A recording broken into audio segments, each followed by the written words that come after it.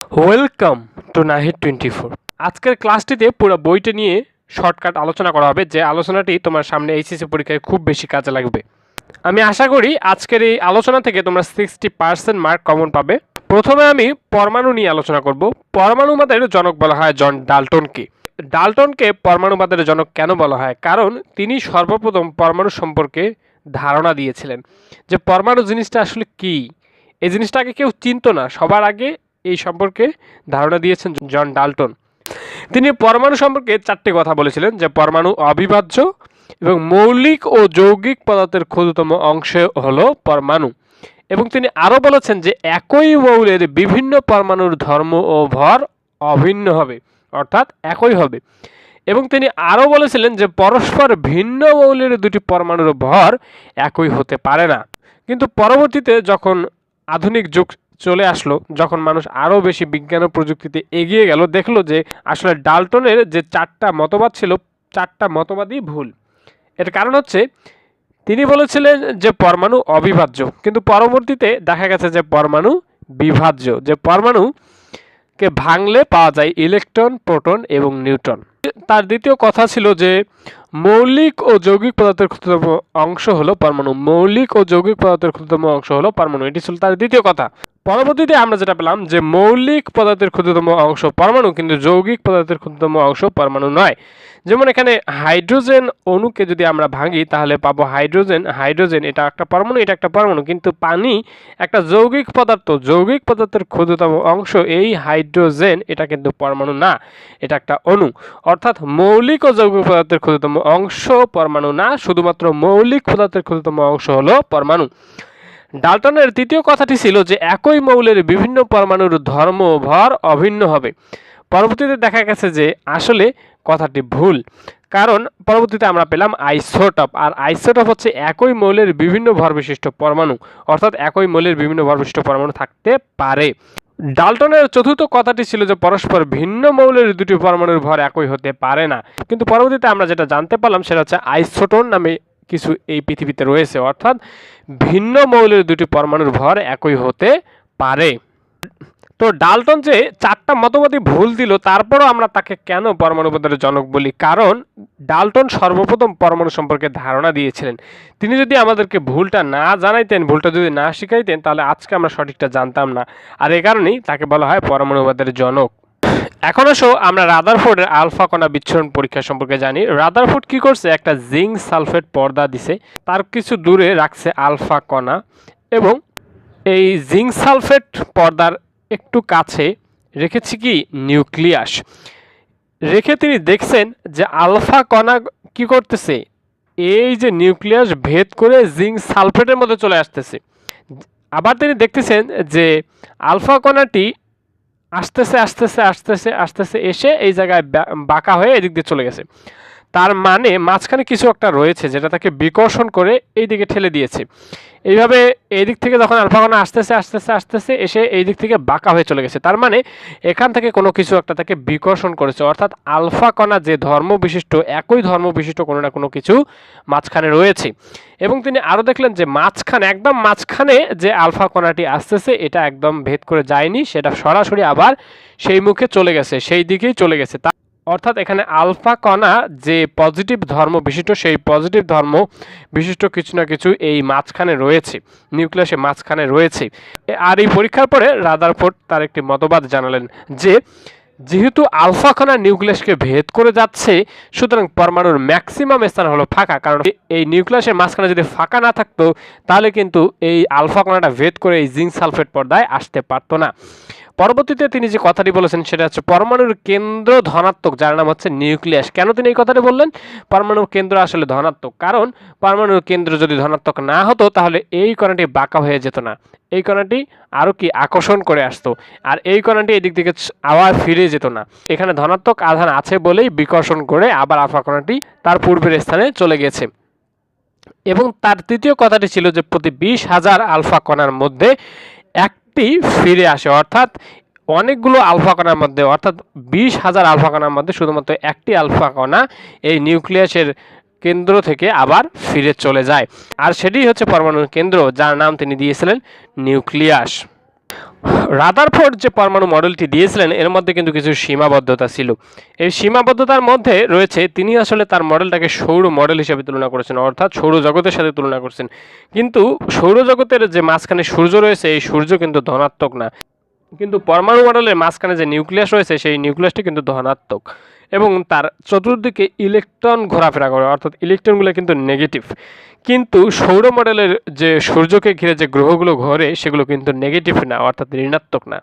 রাদারফোর্ডের দ্বিতীয় সীমাবদ্ধতা হচ্ছে যে তিনি বলেছিলেন যে পরমাণু নিউক্লিয়াসকে ঘিরে ঘুরতেছে, কিন্তু ম্যাক্সওয়েলের তত্ত্ব অনুযায়ী ইলেকট্রন যদি ঘূর্ণনশীল হয় তাহলে তা একসময় কেন্দ্রে পতিত হবে, কারণ ইলেকট্রন হচ্ছে চার্জযুক্ত কণা, আর চার্জযুক্ত কণা যদি বৃত্তাকার পথে ঘুরে তাহলে তা ক্রমাগতভাবে শক্তি বিকিরণ করবে এবং একসময় কেন্দ্রে পতিত হয়ে যাবে, যার সঠিক ব্যাখ্যা কিন্তু রাদারফোর্ড দিতে পারেনি। এই কারণে পরবর্তীতে বোর তার একটি নতুন মডেল নিয়ে এসেছে, যে মডেলটিকে বলা হয় বোর পরমাণু মডেল। এই বোর পরমাণু মডেলে তিনি বলেছেন শক্তি স্তর সম্পর্কে। এই শক্তি স্তর কি জিনিস সেটা কিন্তু রাদারফোর্ড পরমাণু মডেলে আমরা জানতাম না, যেটা আমরা বোর পরমাণু মডেলে এসে জানলাম যে শক্তি স্তর নামে একটা জিনিস রয়েছে। এবং শক্তি স্তর সম্পর্কিত তার প্রথম কথাটি ছিল যে নির্দিষ্ট কক্ষপথে ইলেকট্রন থাকলে শক্তির শোষণ বা বিকিরণ হবে না। এটি হচ্ছে বোর পরমাণু মডেলের কথা।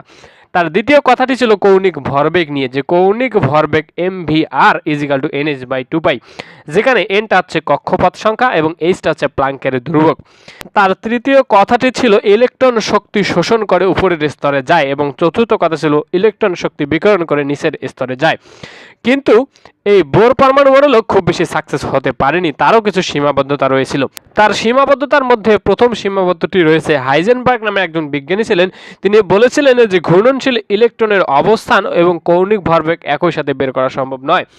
অর্থাৎ এই হাইজেনবার্গ বলেছিলেন যে ঘূর্ণনশীল ইলেকট্রন যখন একটা ইলেকট্রন ঘুরবে তখন একই সাথে তার অবস্থান এবং কৌণিক ভরবেগ বের করা সম্ভব নয়, কিন্তু এই বোর পরমাণু মডেল বলেছে যে এটা সম্ভব।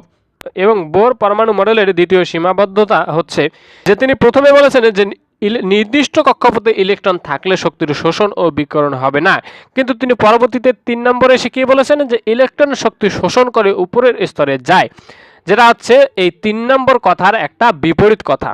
বোর পরমাণু মডেলের তৃতীয় যে সীমাবদ্ধতা সেটি হচ্ছে যে বোর পরমাণু মডেল অনুযায়ী হাইড্রোজেনে কিন্তু একটা বর্ণালী থাকা উচিত, কারণ তিনি বলেছেন যে ইলেকট্রন শক্তি শোষণ করে উপরের স্তরে যায় এবং ইলেকট্রন শক্তি বিকিরণ করে নিচের স্তরে যায়। সেই অনুযায়ী কিন্তু হাইড্রোজেন পরমাণুর একটা মাত্র বর্ণালী থাকা উচিত, কিন্তু বাস্তবে হাইড্রোজেন পরমাণুর অনেকগুলো রেখা দেখা যায়, যার ব্যাখ্যা তিনি দিতে পারেননি। এখন আসো কোয়ান্টাম সংখ্যা সম্পর্কে আমরা জানি। কোয়ান্টাম সংখ্যা 4 ধরনের হয়: প্রধান কোয়ান্টাম সংখ্যা, সহকারী কোয়ান্টাম সংখ্যা, স্পিন কোয়ান্টাম সংখ্যা এবং চুম্বকীয় কোয়ান্টাম সংখ্যা। প্রধান কোয়ান্টাম সংখ্যা কি নির্দেশ করে? প্রধান কোয়ান্টাম সংখ্যা পরমাণুর আকার নির্দেশ করে, যে পরমাণুটার আকার কীরকম হবে এটা নির্দেশ করে। আর সহকারী কোয়ান্টাম সংখ্যা পরমাণুর আকৃতি নির্দেশ করে। এবং স্পিন কোয়ান্টাম সংখ্যা নিজ অক্ষের চারদিকে ইলেকট্রন ঘূর্ণনের দিক নির্দেশ করে। এবং চুম্বকীয় কোয়ান্টাম সংখ্যা ইলেকট্রন উপস্তরে কিভাবে ত্রিমাত্রিকভাবে বিন্যস্ত রয়েছে সেটা নির্দেশ করে। অর্থাৎ যতগুলো কোয়ান্টাম সংখ্যা রয়েছে সবগুলো কোয়ান্টাম সংখ্যা কিন্তু ইলেকট্রনের অবস্থানকে তুলে ধরতেছে, যে একটা ইলেকট্রন কোথায় কিভাবে রয়েছে তার এই সার্বিক অবস্থানটা তুলে ধরার জন্য কোয়ান্টাম সংখ্যা ব্যবহৃত হয়। এরপরে গুরুত্বপূর্ণ বিষয় হচ্ছে যে কোনো কক্ষপথে ইলেকট্রনের সংখ্যা হচ্ছে 2n²। যেমন আমি যদি তোমাকে জিজ্ঞেস করি যে তৃতীয় কক্ষপথে মোট ইলেকট্রন সংখ্যা কতটি, অর্থাৎ 2n², 2n টার মান কত? n এর মান হচ্ছে 3, কারণ আমি জিজ্ঞেস করেছি তৃতীয় কক্ষপথে, সুতরাং n এর মান 3, সুতরাং 18টি। অর্থাৎ যে কোনো কক্ষপথে মোট ইলেকট্রন সংখ্যা হচ্ছে 2n²। এরপরে মনে রাখতে হবে যে সর্বশেষ ইলেকট্রনটি যদি 4f এ চলে যায় তাহলে সেটি হচ্ছে ল্যান্থানাইট সিরিজের মৌল, এবং সর্বশেষ ইলেকট্রনটি যদি 5f উপস্তরে চলে যায় তাহলে সেটি হচ্ছে অ্যাক্টিনাইট সিরিজের মৌল। এখন একটা জিনিস জানতে হবে যে সকল অবস্থান্তর মৌল ডি ব্লক, কিন্তু সকল ডি ব্লক অবস্থান্তর মৌল নয়। এটা জিনিস জানতে হলে তোমাদেরকে প্রথমেই জানতে হবে যে অবস্থান্তর মৌল কি। অবস্থান্তর মৌল হতে গেলে প্রথম শর্ত হচ্ছে তাকে ডি ব্লক মৌল হতে হবে। ডি ব্লক মৌল হওয়ার পর তার স্থায়ী আয়ন যদি পূর্ণ, অর্ধপূর্ণ অথবা শূন্য না হয়, অর্থাৎ পূর্ণ হওয়া যাবে না, অর্ধপূর্ণ হওয়া যাবে না এবং শূন্য হওয়া যাবে না, তাহলে সেটি হচ্ছে অবস্থান্তর মৌল। আর যদি স্থায়ী আয়ন পূর্ণ অথবা অর্ধপূর্ণ অথবা শূন্য হয়, অর্থাৎ D0, D5, D10 যদি হয় তাহলে সেটা হচ্ছে ডি ব্লক মৌল, অবস্থান্তর মৌল নয়। তাহলে যদি D0 D5 D10 হয় তাহলে অবস্থান্তর মৌল নয়। যেমন ভ্যানাডিয়ামকে যদি আমরা ইলেকট্রন বিন্যাস করি তাহলে দেখতে পারবো যে তার সর্বশেষ ইলেকট্রনটি 3d উপস্তরে প্রবেশ করেছে 3d3, যার স্থায়ী আয়ন হচ্ছে ভ্যানাডিয়াম প্লাস অর্থাৎ 3d2 প্লাস। আর এই 2 প্লাসটা কিন্তু কোনো এই 2 প্লাসটা দিয়ে আমরা বুঝতেই পারতেছি যে তার সর্বশেষ ইলেকট্রনটি কিন্তু কি নয়, 0 নয়, 5ও নয়, 10ও নয়, সুতরাং এটি কি একটা অবস্থান্তর মৌল। কিন্তু আমরা যদি স্ক্যান্ডিয়ামের ইলেকট্রন বিন্যাসে দেখি যে স্ক্যান্ডিয়ামের ইলেকট্রন বিন্যাসের সর্বশেষ ইলেকট্রনটি 3d1 অর্থাৎ ডি স্তরে কয়টা ইলেকট্রন আছে, একটা। এই স্ক্যান্ডিয়ামের যদি স্থায়ী আয়ন আমরা হিসাব করি তাহলে হচ্ছে স্ক্যান্ডিয়াম 2+, আর স্ক্যান্ডিয়াম 2+ অর্থাৎ দুইটা ইলেকট্রন যদি ছেড়ে দেয় এখানে অর্থাৎ তার সর্বশেষ কক্ষপথে অর্থাৎ ডি উপস্থিত যে মাত্র একটি ইলেকট্রন আছে সেই একটি ইলেকট্রনও কিন্তু আর থাকতেছে না, অর্থাৎ ডি উপস্তরে ইলেকট্রন সংখ্যা কি হয়ে যাচ্ছে, শূন্য হয়ে যাচ্ছে। সুতরাং এটি অবস্থান্তর মৌল নয়, শুধুমাত্র কি ডি ব্লক মৌল, অর্থাৎ স্ক্যান্ডিয়াম কি নয়, অবস্থান্তর মৌল নয়। এখন আসো পলির বর্জন নীতি। পলির বর্জন নীতি জানার আগে আমার নীতিটি জেনে নাও। আমার নীতি হচ্ছে যে একটা মেয়ের 3টা গুণ কখনো একসঙ্গে থাকতে পারে না, সেটা হচ্ছে সৌন্দর্য, চরিত্র, মেধা। এই সৌন্দর্য, চরিত্র, মেধা কখনো একটা মেয়ের একসাথে থাকতে পারে না। সেরকম পলির বর্জন নীতি হচ্ছে যে যে কোনো দুইটা ইলেকট্রনের 4টি কোয়ান্টাম সংখ্যার মান কখনো একই হতে পারে না। এরপরে আসে আউফবাউ নীতিটি জেনে নেই। আউফবাউ শব্দটি হচ্ছে জার্মান শব্দ, যার অর্থ হচ্ছে বিল্ডিং আপ। আউফবাউ নীতিটি হচ্ছে আগে কম শক্তি স্তরে ইলেকট্রন যাবে, অর্থাৎ কম শক্তি স্তর সম্পন্ন উপস্তরে আগে ইলেকট্রন যাবে, তারপরে বেশি শক্তি স্তরে যাবে। ওকে, এখন একটা কোশ্চেনের উত্তর জেনে নাও যেটা খুব বেশি খ নম্বরে আসে। ইলেকট্রন কেন 3d এর আগে 4s এ চলে আসে? কমন সেন্স অনুযায়ী 4s এর আগে 3d তে আসা উচিত, কিন্তু বাস্তবে দেখা যায় যে ইলেকট্রন 3d তে না গিয়ে এর আগে 4s এ ইলেকট্রন প্রবেশ করে। এর কারণ কি? এর কারণ হচ্ছে আউফবাউ নীতি। আউফবাউ নীতি অনুযায়ী আমরা কি জানি যে ইলেকট্রন সবার আগে কোথায় যাবে, কম শক্তি স্তরে যাবে। অর্থাৎ আমাদের শক্তিটা আগে নির্ণয় করতে হবে। শক্তি নির্ণয় করতে গেলে আমাকে জানতে হবে এন এবং এল। এনটা হচ্ছে শক্তি স্তর সংখ্যা, শক্তি স্তর সংখ্যা এন হচ্ছে 3। আর এল নির্ণয় করার সহজ টেকনিক হচ্ছে যে এন যত হবে, এন যদি 3 হয় তাহলে এল হবে 0 1 2 অর্থাৎ 3 - 1 পর্যন্ত, অর্থাৎ এন হচ্ছে 3, সুতরাং এল হচ্ছে 0 1 2। তাহলে এন যদি 4 হয় তাহলে এল কি হবে 0 1 2 3, কারণ 4 হচ্ছে এন অর্থাৎ n - 1 অর্থাৎ 4 - 1 3 পর্যন্ত অর্থাৎ 0 1 2 3। এখন আরেকটা জিনিস জানতে হবে যে এস এর মান হচ্ছে 0, পি এর মান হচ্ছে 1 এবং ডি এর মান হচ্ছে 2 এবং এফ এর মান হচ্ছে 3। এই কটা জিনিস জানতে হবে। এরপরে আমাদেরকে জানতে হবে যে শক্তি আসলে নির্ণয় করে কিভাবে। শক্তি নির্ণয় করে n + l দিয়ে, n + l দিয়ে। সুতরাং 3d এর শক্তি হচ্ছে n + l, যেখানে 3d অর্থাৎ 3d 3, এই যে 3 আসলো, আর d এর মান কত 2, এই যে দেখো d এর মান কত 2, d এর মান কত 2, এই 2টা এখানে বসাই দিলাম। তাহলে 3d এর শক্তি হচ্ছে 5। এখন আসো 4s এর শক্তি নির্ণয় করি। 4s এর শক্তি একইভাবে n + l, এখানে 4s, তাহলে nটা কত 4 আর s এর মান কত 0, এই দেখো s এর মান কত 0, তাহলে এখানে শক্তি হচ্ছে 4 আর 3d এর শক্তি হচ্ছে 5। তাহলে শক্তি কম কার? 4s এর। শক্তি কম কার? 4s এর। আউফবাউ কি বলছে যে কম শক্তি স্তরে আগে ইলেকট্রন দাও। সুতরাং ইলেকট্রন কি আগে 3d তে যাবে? অবশ্যই যাবে না, কারণ শক্তি তো কম 4s এর। সুতরাং আগে 4s এ ইলেকট্রন যাবে। এখন আসো দ্রাব্যতা নিয়ে আলোচনা করি। দ্রাব্যতা সাধারণ অর্থে কি বোঝায়?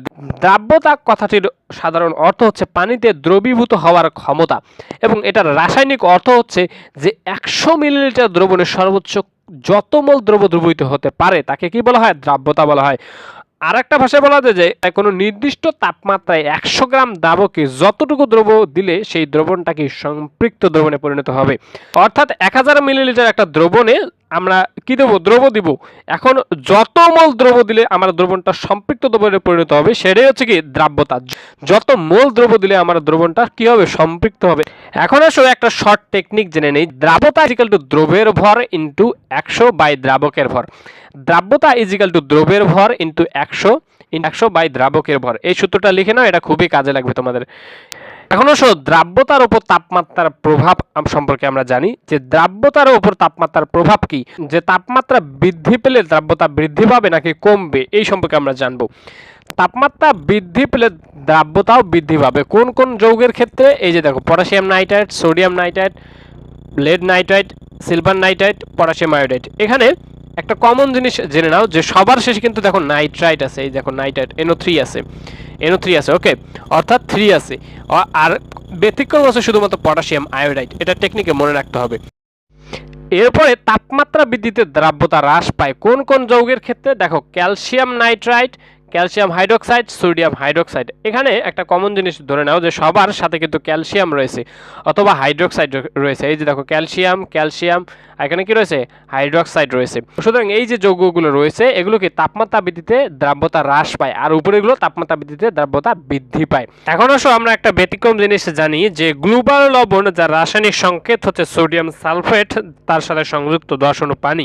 এই গ্লোবাল লবণে যদি আমরা তাপমাত্রা বৃদ্ধি করি তাহলে প্রথম অবস্থায় অর্থাৎ কিছু সময়ের জন্য তাপমাত্রা বৃদ্ধি করলে দ্রাব্যতা বৃদ্ধি পায়, কিন্তু যখন এর তাপমাত্রা 32.4 ডিগ্রি সেলসিয়াস হয়ে যায় তখন কিন্তু সেই 10 অণু পানি বের হয়ে যায়। ফলে অনন্ত অবস্থায় যখন এই গ্লোবাল লবণের তাপমাত্রা বৃদ্ধি করা হয় তখন কিন্তু দ্রাব্যতা হ্রাস পেতে থাকে। অর্থাৎ এই গ্লোবাল লবণের একটা সার্টেন টাইম পর্যন্ত তাপমাত্রা বৃদ্ধি করলে দ্রাব্যতা বৃদ্ধি পায় এবং কিছুক্ষণ পরে তাপমাত্রা বৃদ্ধি করলে দ্রাব্যতা হ্রাস পায়, এবং সেই কিছুক্ষণ পরটা হচ্ছে 32.4 ডিগ্রি সেলসিয়াস পর্যন্ত। এখন আসো দ্রাব্যতার উপর চাপের প্রভাব সম্পর্কে জানি। দ্রাব্যতার উপর চাপের প্রভাব থাকতে গেলে অর্থাৎ এর উপর প্রভাব হতে গেলে দুইটা শর্ত পূরণ করতে হবে। তো প্রথমত দ্রাবককে হতে হবে তরল এবং দ্বিতীয়ত দ্রব হতে হবে গ্যাস। যেমন কোক, আরসি, এদের দ্রাবক কিন্তু তরল এবং এর দ্রব হচ্ছে গ্যাস। এর মধ্যে কিন্তু কার্বন ডাইঅক্সাইড গ্যাস কি ঢোকানো থাকে। এর কারণে কিন্তু আমরা যখন আরসি বা কোক প্রথম ঢাকনাটা খুলি তখন কিন্তু কি হয়, সই করে গ্যাস বের হয়ে যায়, সেটা হচ্ছে কার্বন ডাই অক্সাইড। অর্থাৎ এখানে দ্রাবক কিন্তু তরল আর দ্রব হচ্ছে গ্যাস। আর এক্ষেত্রে দ্রাব্যতা হচ্ছে প্রযুক্ত চাপের সমানুপাতিক, অর্থাৎ চাপ যত বেশি হবে দ্রাব্যতা তত বেশি হবে, চাপ যত কম হবে দ্রাব্যতা তত কম হবে। এখন আসো দ্রাব্যতা গুণফল সম্পর্কে সবচেয়ে শর্টকাট একটা টেকনিক জেনে নেই, যে টেকনিকটা হয়তো বা তোমরা এর আগে শোনো নাই বা জানো নাই। যদি জেনে থাকো তাহলে ওয়েল ডান। দ্রাব্যতা গুণফল অর্থাৎ কেএসপি সমান সমান x to the power x y to the power y s to the power x plus y. এটা খুবই একটা ইজি, এর থেকে সহজ উপায়ে আসলে দ্রাব্যতা গুণফল বের করা সম্ভব নয়। যেমন সিলভার ক্লোরাইডের দ্রাব্যতা গুণফল যদি আমি জানতে চাই তাহলে প্রথমে সিলভার ক্লোরাইডকে কি আয়নে বিভক্ত করবো, যে সিলভার প্লাস ক্লোরিন মাইনাস। এখান থেকে আমরা কিভাবে পাবো যে সিলভার ক্লোরাইডের কেএসপি সমান সমান হচ্ছে x to the power x y to the power y s to the power x plus y. এখানে এক্সটা কি, এক্সটা হচ্ছে তোমার সিলভার কয় মোল, 1 মোল অর্থাৎ 1। আর এই এক্সটা কি, ছোটো এক্সটা কি, এই ছোটো এক্সটা হচ্ছে ক্লোরিনের আয়ন, ক্লোরিনের আয়ন দেখো 1। আর ওয়াইটা কি, ওয়াইটা হচ্ছে ক্লোরিনের কয় অণু, এই দেখো ক্লোরিন কয় অণু, 1 অণু। ওকে, ওয়াইটা হচ্ছে সিলভারের জারণ সংখ্যা যে কত, 1, অর্থাৎ 1 to the power 1 1 to the power 1। আর এস কত, এক্স প্লাস ওয়াই, এক্স এর মান কত 1, ওয়াই এর মান কত 1, অর্থাৎ 1 প্লাস 1 অর্থাৎ S to the power square. অর্থাৎ সিলভার ক্লোরাইডের দ্রাব্যতা গুণফল হচ্ছে S to the power square. এখানে এসটা হচ্ছে তোমার কি দ্রাব্যতা, আর এস স্কয়ারটা কি দ্রাব্যতা গুণফল। এই এস স্কয়ার থেকে কিন্তু তুমি দ্রাব্যতা বের করতে পারো। যদি এখানে এস দ্রাব্যতা গুণফল দেওয়া থাকে যে S square is equal to 9, সেক্ষেত্রে এস ইজ ইকুয়াল টু হয়ে যাবে 3, অর্থাৎ 3টা হচ্ছে কি দ্রাব্যতা। এভাবে দেখো লেড আয়োডাইডের আমরা এখন দ্রাব্যতা গুণফল বের করব। লেড আয়োডাইড এর দ্রাব্যতা গুণফল বের করার আগে সবার প্রথমে আমরা লেড আয়োডাইডকে কি ভেঙে ফেলি, যে লেড 2 প্লাস প্লাস কি 2 আয়োডিন মাইনাস। লেড আয়োডাইডের কেএসপি হচ্ছে x to the power x y to the power y s to the power x plus y. এখানে এক্স কি লেড কয় অণু, 1 অণু, s to the power x, x কি এই যে মাইনাস, কিসের মাইনাস, আয়োডিনের জারণ সংখ্যা, আয়োডিনের জারণ সংখ্যা কত মাইনাস, অর্থাৎ 1 -1, চিহ্নের কোনো ভ্যালু নাই আমাদের, প্লাস হোক আর মাইনাস হোক, সংখ্যা কত 1, অর্থাৎ x to the power x y to the power y. Y কি, এখানে ওয়াইটা কি, এই 2টা কি, 2টা হচ্ছে তোমার আয়োডিনের অণু, কয় অণু 2 অণু। আর এই 2টা কি, এই 2টা হচ্ছে লেডের এই যে 2, ওকে। আর এস টু দি পাওয়ার 1 + 2, অর্থাৎ কি এই 1 + 2। অর্থাৎ একটা জিনিস মনে রাখবা যে x to the power x y to the power y into s to the power x plus y. এখানে এক্সটা হচ্ছে তোমার এই এক্স, ওয়াইটা হচ্ছে এই ওয়াই, অর্থাৎ তাদের যে জারণ সংখ্যাগুলো থাকবে, তাদের যে চিহ্নগুলো থাকবে 1+ না 2+, এগুলোই হচ্ছে ছোট এক্স এবং বড় এক্স। আর যে অণু বা পরমাণুগুলো থাকবে, যে অণু বা পরমাণুগুলো থাকবে তাদের সামনে যে মূল সংখ্যাগুলো থাকবে বা যে অণু সংখ্যাগুলো থাকবে সেগুলোই হচ্ছে বড় এক্স এবং বড় ওয়াই। অর্থাৎ লেড আয়োডাইডের কেএসপি হচ্ছে x to the power x y to the power y s to the power x plus y, অর্থাৎ 2 টু দি পাওয়ার স্কয়ার 4 আর এস টু দি পাওয়ার 3, অর্থাৎ 4s³। এই টেকনিকে তোমরা খুব সহজে দ্রাব্যতা গুণফল বের করতে পারবা। এই উপায়ের চেয়ে আর সহজ উপায়ে দ্রাব্যতা গুণফল বের করা যায় বলে আমার মনে হয় না। এখন একটা খুবই গুরুত্বপূর্ণ জিনিস জেনে নাও, যেটা তোমার ঘ নম্বর প্রশ্নের উত্তর জন্য অনেক সময় দরকারি হতে পারে, যে আয়নিক গুণফলের থেকে যদি দ্রাব্যতা গুণফল বেশি হয় তাহলে সেই দ্রবণটা হবে অসম্পৃক্ত, এবং আয়নিক গুণফল এবং দ্রাব্যতা গুণফল যদি সমান হয় তাহলে সেই দ্রবণটা হবে সম্পৃক্ত দ্রবণ, এবং আয়নিক গুণফল যদি দ্রাব্যতা গুণফলের থেকে বেশি হয় তাহলে ওই দ্রবণে অধক্ষেপ পড়বে। এই তিনটা জিনিস মাথায় রাখবা। এই তিনটা জিনিস তোমার ঘ নম্বর প্রশ্নের উত্তর করার জন্য খুবই প্রয়োজনীয়। বাকি সাজেশনগুলো পেয়ে যাবে ফেসবুক পেজে নাহিদ24। নাহিদ24 লিখে ফেসবুক পেজে সার্চ করলে পেয়ে যাবা, অথবা facebook.com/youtube নাহিদ24। আজকের মতো এ পর্যন্তই, সবাই ভালো থাকো।